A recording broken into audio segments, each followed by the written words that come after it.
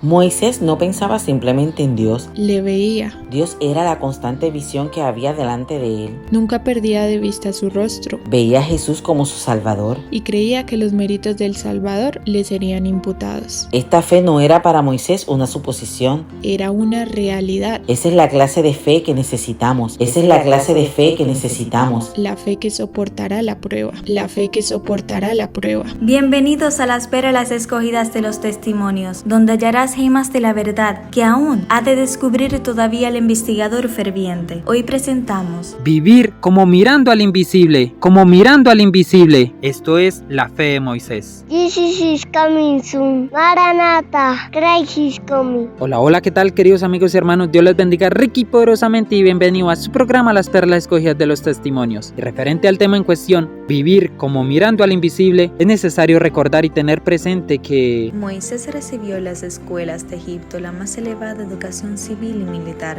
dotado de grandes atractivos personales, de formas y estatura nobles, de mente cultivada y porte principesco, y renombrado como jefe militar. Llegó a ser el orgullo de la nación. Egipto, por ese tiempo, el mayor reino del mundo, le otorgó a Moisés el cargo más honorable, pero él no aceptó la seductora y tentadora oferta, porque se mantuvo como viendo al invisible, De conformidad con las leyes de Egipto, todos los que ocupaban el trono de los faraones debían llegar a ser miembros de la casta sacerdotal. Y Moisés, Como presunto heredero, debía ser iniciado en los misterios de la religión nacional. pero aunque era celoso e incansable estudiante, no pudieron inducirle a la adoración de los dioses. Fue amenazado con la pérdida de la corona y se le advirtió que sería desheredado por la princesa si insistía en su apego a la fe hebrea. Pero permaneció inconmovible en su determinación de no rendir homenaje a otro Dios que el hacedor del cielo y de la tierra. y esto gracias a la fe implantada en Moisés por parte de sus padres acerca del conocimiento del verdadero Dios, que siendo ya grande rehusó rendir homenaje a otro Dios que al creador de los cielos y de la tierra. Tal fue el conocimiento y la fe de Moisés que le costó el desheredo de la corona de Egipto. Y además de esto, Moisés había estudiado, Estaba compenetrado de toda la ciencia de los egipcios. pero este no era el único requisito que necesitaba para prepararse para su obra. Por la providencia de Dios, debía aprender a tener paciencia, a dominar sus pasiones. En la escuela de la abnegación y de las privaciones, Iba a recibir una educación que le resultaría de sumo provecho. estas pruebas lo prepararían para dispensar un cuidado paternal a todos los que necesitasen su ayuda. Ningún conocimiento, estudio o erudición podía reemplazar esa experiencia de las pruebas para alguien que debía velar por las almas como quien tiene que rendir cuenta. Al realizar el trabajo de un humilde pastor, Al olvidarse de sí mismo e interesarse por el rebaño puesto a su cuidado, iba a prepararse para la obra más exaltada dada alguna vez a los mortales. la de ser pastor de las ovejas del prado de Jehová. por tal motivo, Moisés suponía que su educación en la sabiduría de Egipto lo había capacitado completamente para sacar a los hijos de Israel de la esclavitud. ¿No estaba acaso instruido en todo lo que debía saber un general de ejército? ¿No había tenido las mayores ventajas de las mejores escuelas del reino? Sí, él sentía que podía liberarlos. Primeramente se ocupó en tratar de ganar el favor de su propio pueblo haciéndole justicia. Mató a un egipcio que oprimía a uno de sus hermanos. Al hacer esto, Manifestó el espíritu de aquel que es homicida desde el principio y probó que no era digno de representar al Dios de misericordia, amor y ternura. su primer intento se convirtió en un fracaso miserable. Como muchos otros, Inmediatamente perdió su confianza en Dios. y dio la espalda a la obra que se le había encomendado. Huyó de la ira del faraón. Llegó a la conclusión de que a causa de su error, Dios no le permitiría tener parte alguna en la obra de liberar a su pueblo de su cruel esclavitud. pero el Señor permitió que sucedieran estas cosas para poder enseñarle la bondad. Benevolencia y paciencia que todo obrero del Señor necesita tener. y es así como comprendemos que Estando Moisés en las cumbres de su gloria humana, el Señor permitió que revelara la necedad de la sabiduría del hombre, la debilidad de la fuerza humana, para hacerle comprender su completa impotencia y su ineficiencia sin el sostén del Señor Jesús. Al dar muerte al egipcio, Moisés había caído en el mismo error que cometieron tan a menudo sus antepasados, es decir, había intentado realizar por sí mismo lo que Dios había prometido hacer. Dios no se proponía libertar a su pueblo mediante la guerra, como pensó Moisés, sino por su propio gran poder, para que la gloria fuese atribuida solo a él. No obstante, aún de este acto apresurado se valió el Señor para cumplir sus propósitos. Moisés no estaba preparado para su gran obra, aún tenía que aprender la misma lección de fe que se le había enseñado a Abraham y a Jacob, es decir, a no depender para el cumplimiento de las promesas de Dios de la fuerza y sabiduría humana, sino del poder divino. Y es así como la vida de Moisés nos deja la siguiente enseñanza. Muchos que buscan eficiencia para la elevada obra de Dios perfeccionando su educación en las escuelas de los hombres, encontrarán que han fallado en aprender las lecciones más importantes que el Señor quiere enseñarles. Al descuidar someterse a los llamados del Espíritu Santo, al no vivir en obediencia a todos los requerimientos de Dios, su eficiencia espiritual se ha debilitado. Al ausentarse de la escuela de Cristo, han olvidado el sonido de la voz del Maestro y Él no puede dirigir su rumbo. Los hombres pueden adquirir todo el conocimiento que un maestro humano imparta, Pero Dios, Requiere de ellos una sabiduría aún mayor. como Moisés, Deben aprender mansedumbre humildad de corazón y desconfianza de sí mismo. Nuestro propio Salvador, soportando la prueba por la humanidad, reconoció que por sí solo no podía hacer nada. Debemos también aprender que no hay fuerza en la humanidad sola, El hombre llega a ser eficiente solamente cuando es hecho participante de la naturaleza divina. Y es así como entendemos que Los que temen a Dios en el mundo deben estar en comunión con Él. Cristo es el educador más perfecto que alguna vez conoció el mundo. Para Moisés fue más valioso recibir su sabiduría y conocimiento que todas las enseñanzas de los egipcios. ya que no fueron las enseñanzas de las escuelas de Egipto las que capacitaron a Moisés para triunfar sobre sus enemigos, sino una fe permanente, una fe firme, una fe que no fallaba frente a las más angustiosas circunstancias. Moisés actuaba como viendo al invisible. Dios no busca hombres de educación perfecta. El Señor quiere hombres que aprecien el privilegio de ser obreros suyos, que lo honren con una obediencia absoluta a sus requerimientos sin tener en cuenta teorías previamente inculcadas.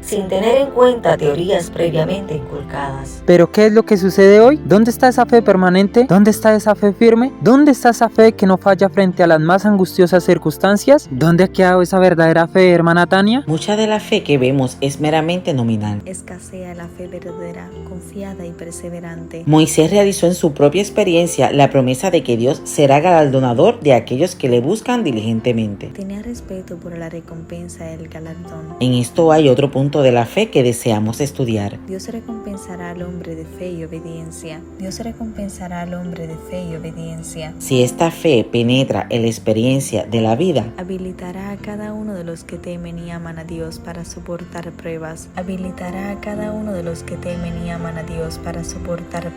Moisés estaba lleno de confianza en Dios porque tenía una fe que se apropiaba sus promesas. Necesitaba ayuda, oraba por ella, se aferraba a ella por la fe y entretejía en su experiencia la creencia de que Dios le cuidaba. Creía que Dios regía su vida en particular, veía y reconocía a Dios en todo detalle de su vida y sentía que estaba bajo el ojo del que lo ve todo, que pesa los motivos y prueba el corazón. Miraba a Dios y confiaba en que Él le daría la fuerza para vencer toda tentación. Ya que La fortaleza de Moisés radicaba en su relación con la fuente de todo poder. El Señor, Dios de los ejércitos. Moisés se levantó muy por encima de todo atractivo terrenal y confió plenamente en Dios. Consideró que pertenecía al Señor. No miraba solamente a través de los siglos, esperando que Cristo se manifestase en la carne, sino que veía a Cristo de una manera especial, acompañando a los hijos de Israel en todos sus viajes. Dios era real para él, siempre presente en sus pensamientos. Cuando se le interpretaba erróneamente, cuando estaba llamado a arrostrar peligros y soportar insultos por amor de Cristo, lo sufría sin represalias. Moisés creía en Dios como en aquel a quien necesitaba y quien le ayudaría por causa de su necesidad. Dios era para él un auxilio presente. La fe de Moisés lo condujo a contemplar las cosas invisibles eternas. Dejó las espléndidas atracciones de la vida de la corte porque allí estaba el pecado. Abandonó lo aparentemente bueno que estaba a su alcance y que lo conducía solamente a la ruina y a la destrucción. Para él tenían valor las atracciones bendiciones reales, eternas. Los sacrificios hechos por Moisés no eran realmente sacrificios. Perdía un bien aparente, Presente, halagüeño. para obtener el bien seguro de lo alto inmortal. Moisés vivió como viendo al invisible. Y por lo tanto pudo considerar a los vituperios de Cristo como una riqueza mayor que los tesoros de Egipto. Creyó lo que Dios le había dicho y no pudo ser desviado de su integridad por ninguno de los vituperios del mundo. Caminó por la tierra como libre hombre de Dios. Miró a las cosas invisibles y no vaciló.